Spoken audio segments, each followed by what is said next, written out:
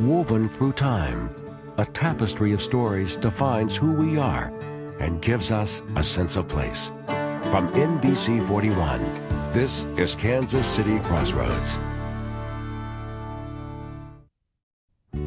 Sometimes when things go wrong, it turns out even better than we planned. Back in 1931, in one of our hometown candy factories, something went terribly wrong with the recipe.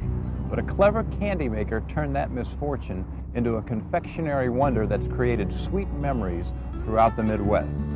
Valomilk.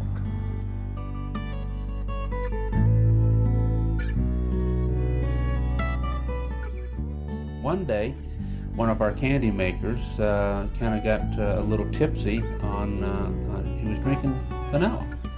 Candy makers in the old days were notorious for having a few snorts now and then of the different flavors, because flavorings in those days had high alcohol contents.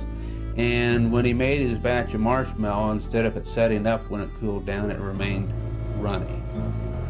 My grandfather didn't want to waste anything, so we tried it, and turned out it was absolutely delicious. Messy, but delicious. Chocolate lovers ate it up. Then misfortune struck again. The Cyphers Candy Company was sold.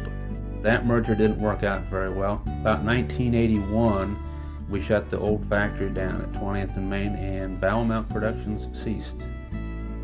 Then in 1985, I had the opportunity to get my grandfather's old equipment. And there was piled up copper kettles, gas cookers. From the stories I grew up with, we were able to figure out how to get the old equipment to work and go back and recreate the original recipe. We had to develop our own milk chocolate because we were using a Hershey chocolate and they didn't have the recipe anymore. Valomilks were resurrected in 1987, using many of the time-tested methods passed from generation to generation. To make the Valomilks, we cook our marshmallows still pretty much by hand. You have to stir it with a wooden paddle, and it's a slow process. Instead of hand dipping, which was the process used originally, these depositors will put a squirt of chocolate into a cup. Air blows it up the side of the cup.